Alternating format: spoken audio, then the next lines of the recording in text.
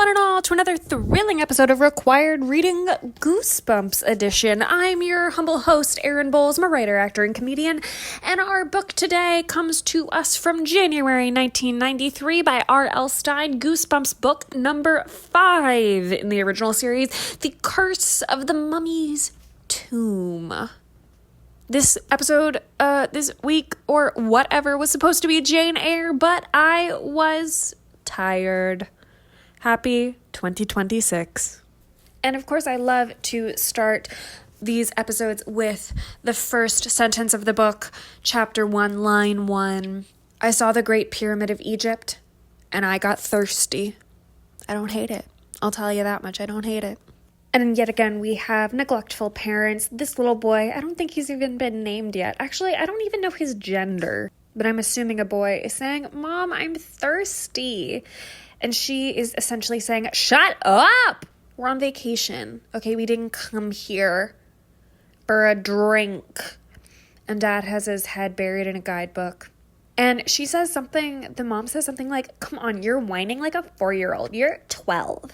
And the character says quietly, in his own head, the most quiet, silent, says, 12-year-olds get thirsty too, and ain't that the truth? Mom, getting mad for a natural bodily function? Ugh, we've been there. Have I? I'm sure I have. So the dad says something like, all of those bricks in the pyramid weigh over a ton or something. And the kid says, wow, that's more than you and Mom combined. And the dad goes, that's not funny. And then the little boy says something to us like, Dad was a little sensitive about his weight. So of course I made fun of him as often as possible. What does R.L. Stine, what is his thing about weight? Because it shows up very often. Very often meaning like once per book, but almost every book. Like this is maybe the 7th Goosebumps book I've read. It shows up more often than ought to. His name is Gabe. The family is from Egypt. They immigrated to the United States in 1930, like his grandparents or something. They are Egyptian. His name is Gabe. Oh my gosh, and his Uncle Ben. Oh, there's an ad for beer playing right now. I should get some non-alcoholic beer. I have a little Instacart credit each month. I think I did already use that this month to buy my boyfriend chicken. Raw chicken, whole raw chicken. Oh, I want a nice non-alcoholic beer. Sorry, I got distracted. That commercial really worked, even though I'm not going to buy Michelob Ultra, partner of the Olympics, the Winter Olympics. But I opened the app, the voice memo app, to say they have Uncle Ben, who's a world-famous archaeologist. What I wouldn't give to be a world-famous archaeologist. I wouldn't give my time. I would not give money to a master's program. So that's what I wouldn't give. Gabe accidentally knocks the guidebook out of Dad's hands, and then Dad makes a face. He didn't like to bend over to pick up things. His stomach got in the way. What are you? And it's almost always to Dad's, and I don't have a picture of R.L. Stine or his midsection, but it's always the Dad's most of the time. So I wonder if there's something there. Is he a father? I don't know. Like who but a buffoon would go on a excursion in Egypt and not bring a bottle of water, especially when you have a 12-year-old child? I mean, goodness. Maybe Mom is also thirsty, and that's why a bee is in her bonnet. Let's have some self-reflection. Game Boy reference. We've all been iPad babies all along. Okay, Mom and Dad have to go to some kind of work emergency right now, right this hour in Alexandria. By the way, their work is selling refrigerators. And that's why they've come to Egypt.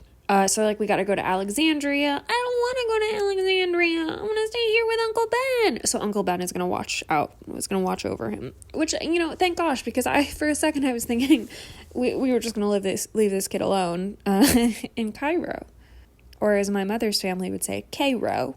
However, Uncle Ben's daughter, Sari, is there, Sari, and she's really competitive and stuck up. And so Ben's like, no! But we all know he's going to go to Uncle Ben's, right? The rice. Sorry. It was that or a Spider-Man joke, Mom and Dad are going to leave Gabe in the hotel for like an hour until Uncle Ben can come pick him up. They're very worried about him. They're like, are you gonna be okay? Have you seen Don't Bother to Knock, starring Marilyn Monroe?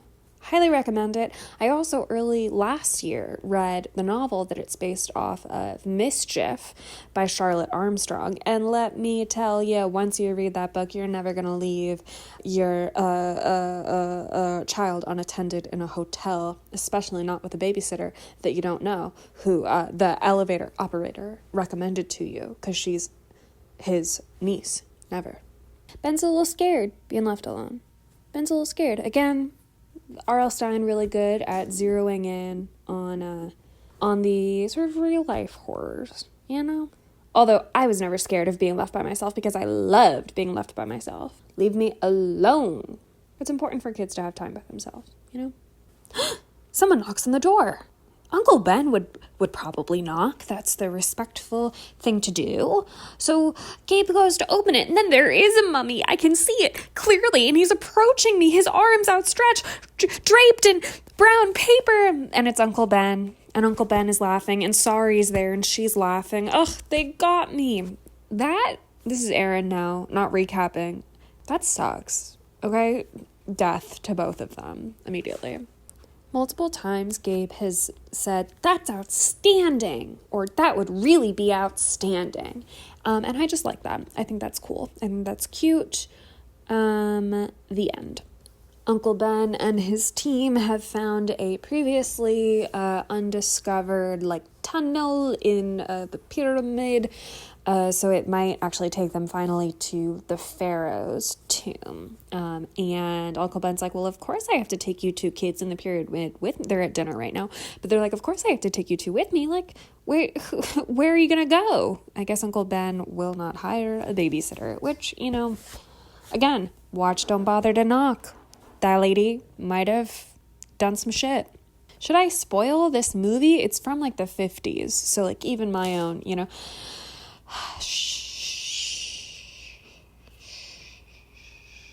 Hey there, babies. It's day 2 of reading this book, and I just found out some bad news.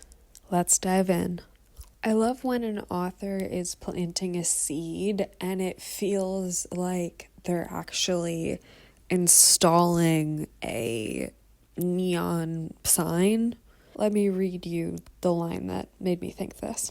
So they're arriving outside the pyramid. They're Uncle Ben, Sari, and Gabe are arriving at Uncle Ben's work, and they're getting out and they're all excited. And then I bent in the sand to tie my sneaker.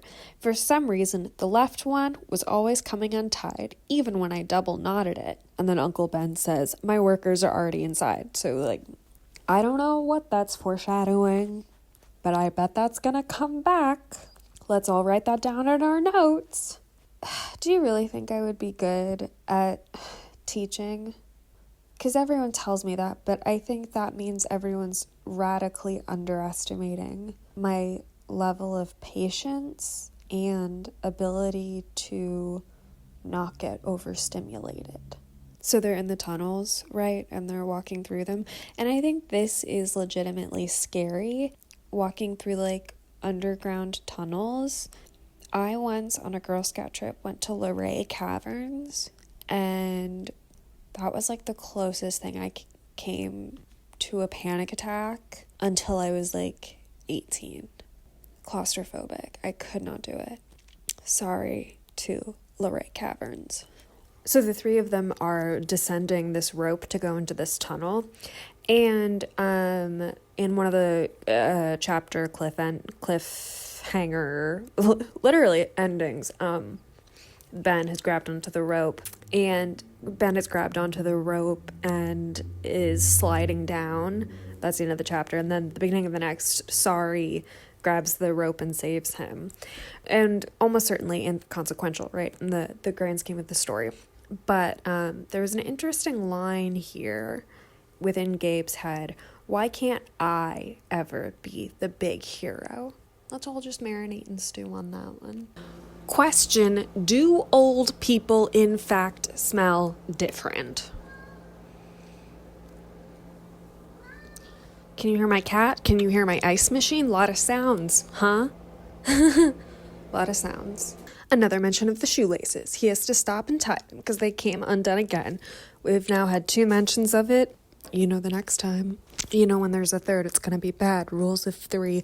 I still cannot get over in the Vampire Academy episode, Liz saying Chekhov's virginity. That is hysterical to me. Gabe says he loves stories about ancient curses, which specific yet relatable, not necessarily about ancient curses, but I organize my bookcases by micro-genre, such as pirates, so we understand.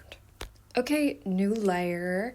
Sorry gets a little upset when Dad really dives into his field work and gets really focused. It's like she doesn't exist anymore, you know?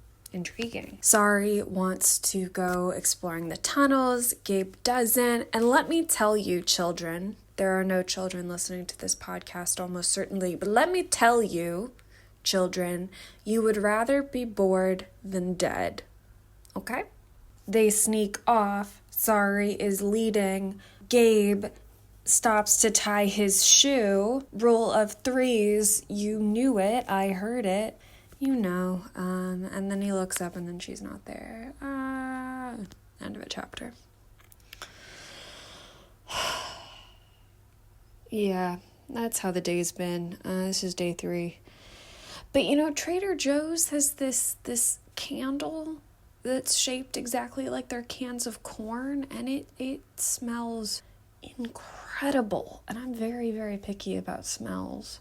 And then we go on a little digression where he's thinking of a memory a couple years ago where he wanted to like get one over on Sorry, so he took her to this haunted house in their town, and then he lost her in the house and he got really scared, and then eventually he found Sorry in the kitchen of this haunted house, and he was like crying and weeping, and she was just sitting there like laughing and eating a piece of chocolate cake. And this, I don't think RL Stine comes back to the, or like makes a meal, haha, out of this. Where did she get the chocolate cake in an abandoned house? Did she bring it with her? Okay, hold on. Now Gabe is still frightened, right? He finds what I assume is a sarcophagus, which RL Stine as Gabe keeps describing as a mummy case. Mummy case.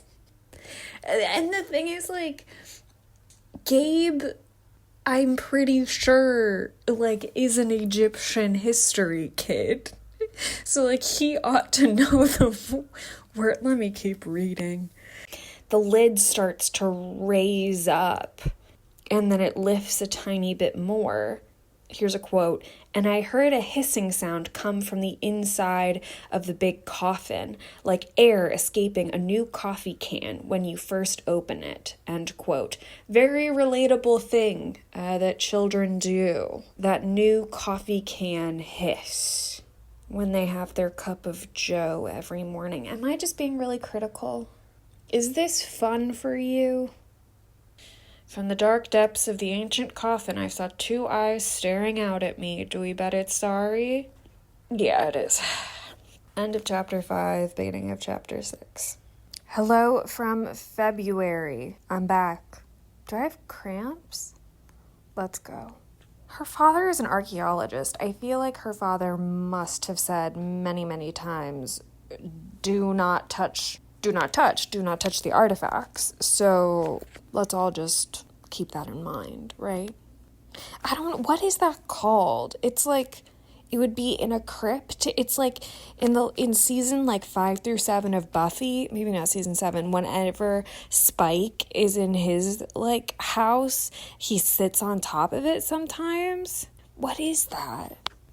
Or like they'll have it in like the like tombs in, or like in the basements of castles, or like for like kings. What am I talking about? They're calling it a mummy case. That can't be it. What is this? Are they on the way to the office? A mummy case? But the dad shows up and they are getting scolded. So, thank gosh. It mostly about like, don't run off. You know, you could get lost in these tunnels. But yeah, I agree. Avoid danger at all costs. I was a very frightened child. And I think because of it, I've never broken any bones. Something I love about kids' books is when they, like, you can clearly see an adult phrase that ought to go there. Like, whatever this kid's name is, sees Sorry and Uncle Ben laughing together and assumes they're laughing about him being, like, Sorry pulls this joke where she pops out of the coffin. Did I explain this? And it really scares Ben, and Ben is really ashamed, right? He assumes that they're talking about him and laughing at him, so where he should probably go like, screw you. Instead, he says, well, Merry Christmas to you too. It's like, I'm sure this was I just read TTYL for an upcoming episode of this show, and I'm sure there was something in that was like, we can't say fuck you, so like, what can we come up with? Necessity is the mother of invention. I'm getting pissed at Sorry too, but not just for the little shit behavior, right? But because I don't know, the daughter and granddaughter of a historian in me is coming out because Ben is like, hey, I got an appointment at the Cairo Museum today. It's the next day. I thought you guys could just like wander around the museum. Are you kidding me? Wandering around a museum? Sorry's like, sounds like thrills and chills. Sorry, you ungrateful little girl.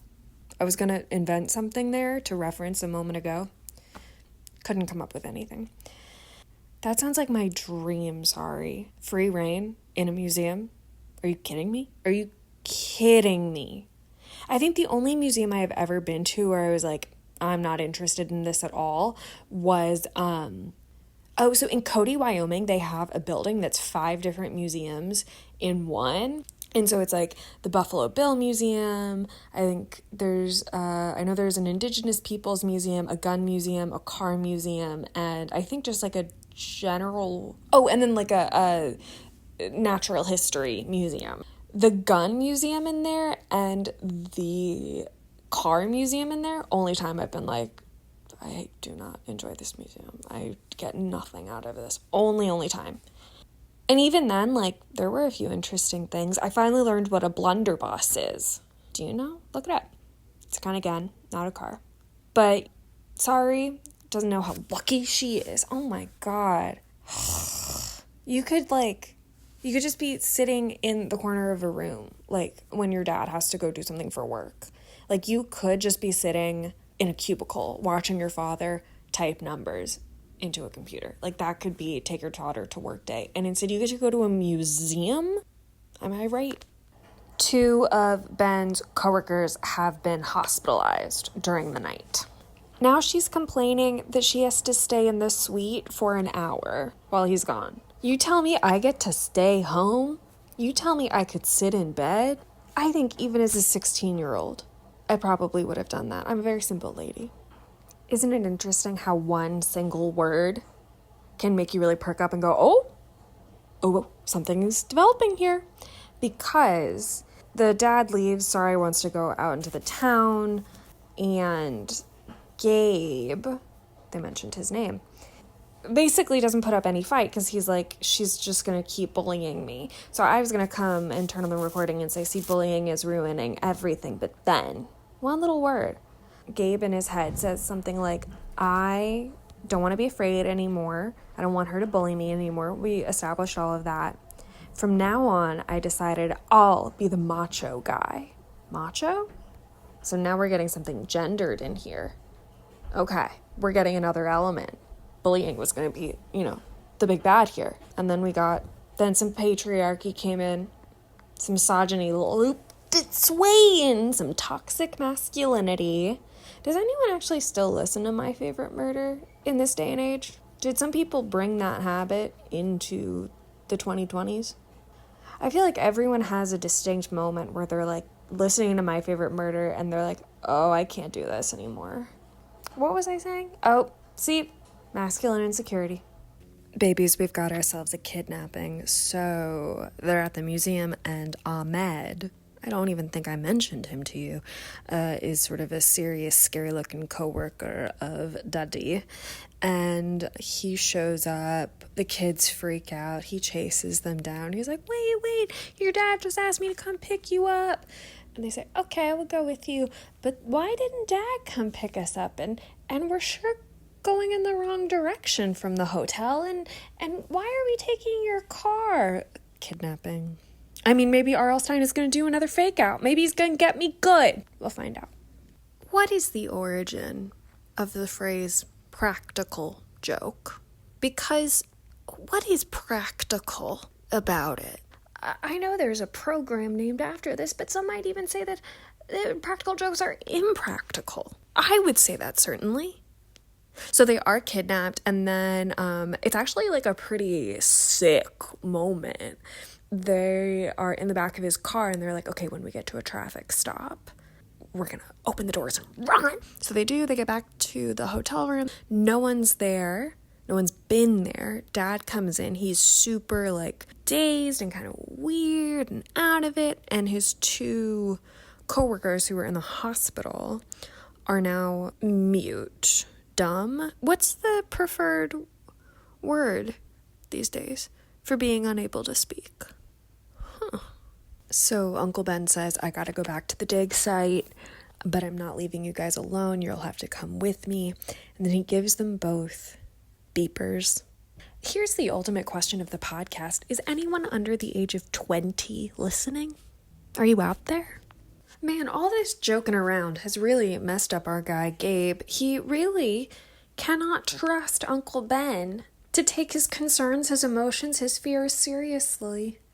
And isn't that something that we see pretty frequently throughout, especially these books, but a lot of, I would say at least like middle grade fiction is no one believes me. Isabella, who would believe thee? Now that's Shakespeare. Check out episode 100. And he had to tie his shoes again. And then the floor literally falls out from underneath little Gabe. This kid can't catch a break. Okay, it's May. And we're coming back. Gabe is in this mysterious room, and there are mummies everywhere. And he's moving his flashlight around. And I just like Stine's phrasing in this point, because he describes the light as burning through the shadows. I like that. I forgot that he describes the sarcophagi as mummy cases. I just think that's so charming. Maybe there's like a research reason why that's true. But all of these mummies in this room, like some of them are, lying on the ground with their hands crossed around their chest. Some of them have, it's described as like Frankenstein, arms straight out, some at really weird positions. There's fresh tar on the ground. And he's like, how could that be fresh after 4,000 years? Clearly this guy doesn't live by the La Brea tar pits. And there's like hooks and mummy making tools and linen. Very scary. Does something happen to people who come in these rooms? Are they made mummies instead of dying first in natural ways and becoming mummies? Very scary. I like it. This is effective writing, because the previous cliffhanger, chapter cliffhanger ending was not very effective, because Ben is like, oh, I have a beeper, I have a pager.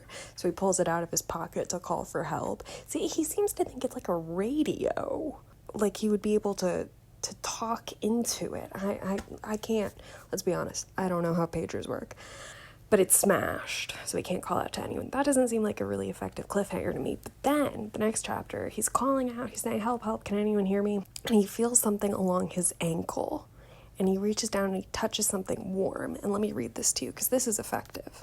In the darkness, groping for the flashlight, he's lost his flashlight, I had the feeling the entire floor had come to life. The floor was moving in waves, rolling and tossing, seething beneath me.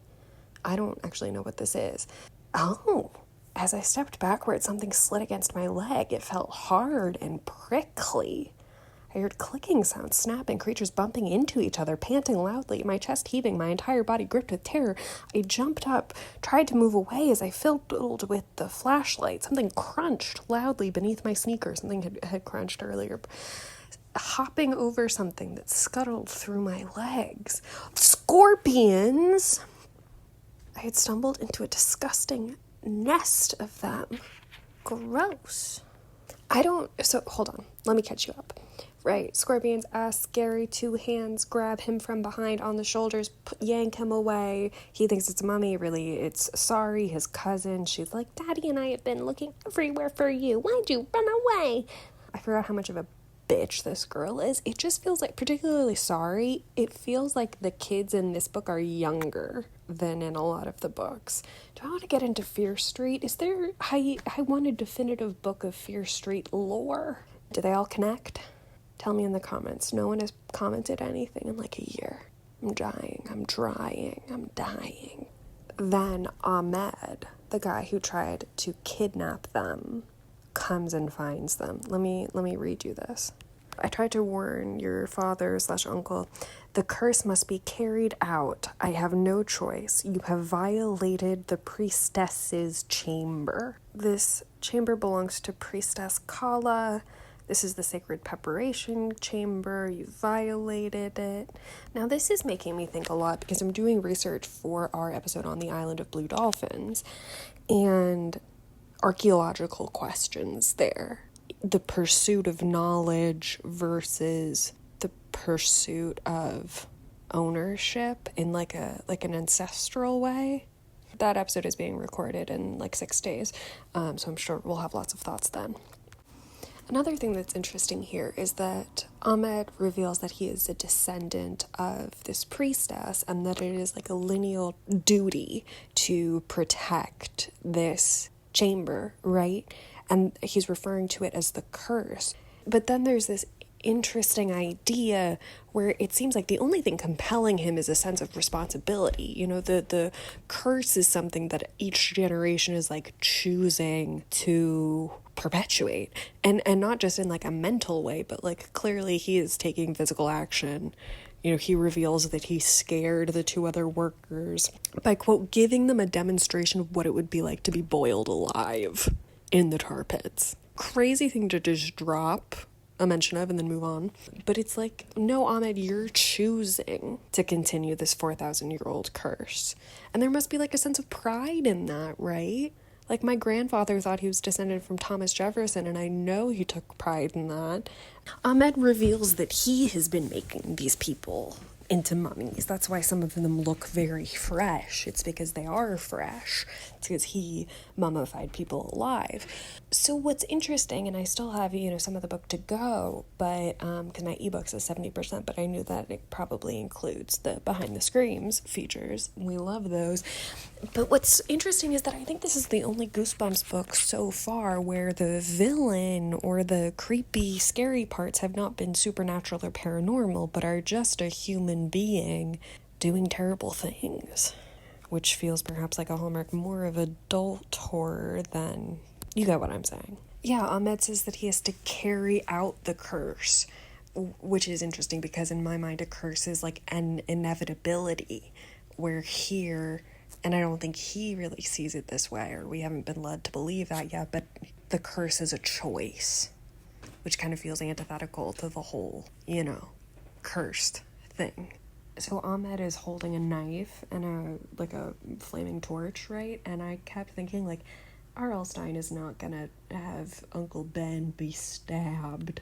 And he's not, but he is hit in the head by a flaming torch. And he's knocked unconscious, and he's bleeding, and he's groaning, and the torchlight goes out. There's a beautiful moment where Gabe says, "I'm just a kid." And it's in italics, so it's, an internal thought rather than said aloud.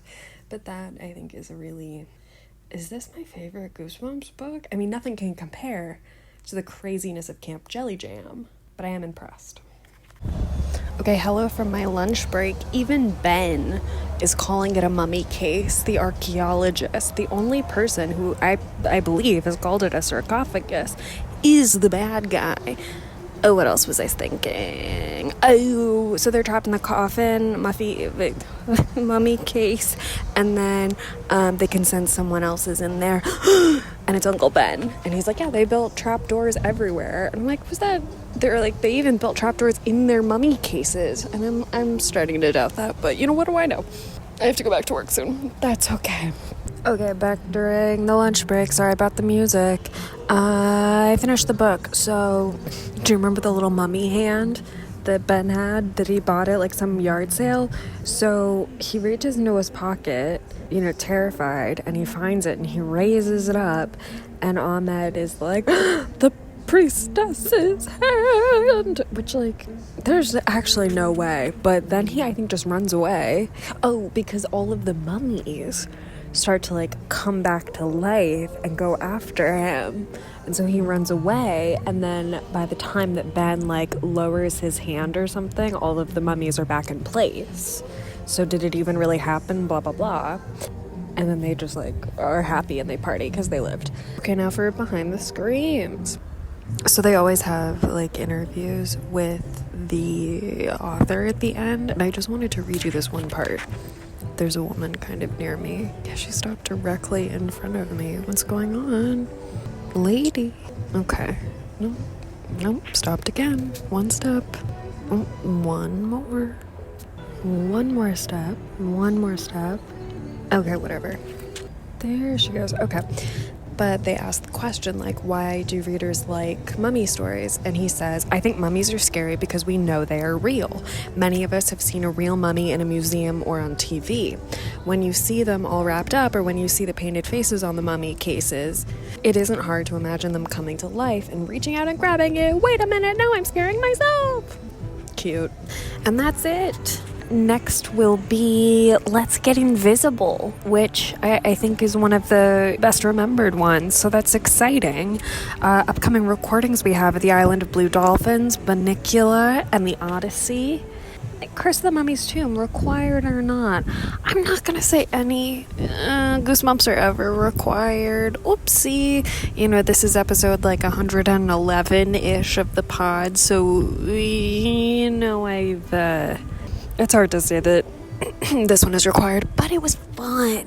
And it felt kind of grounded, which is nice. Obviously, you know, not always what Goosebumps are for, but nice nonetheless. You can find me everywhere at Aaron R. Bowles. Check out my video essays on YouTube, please. I'm really enjoying them. And buymeacoffee.com/required reading, because the coffee in my office is not good.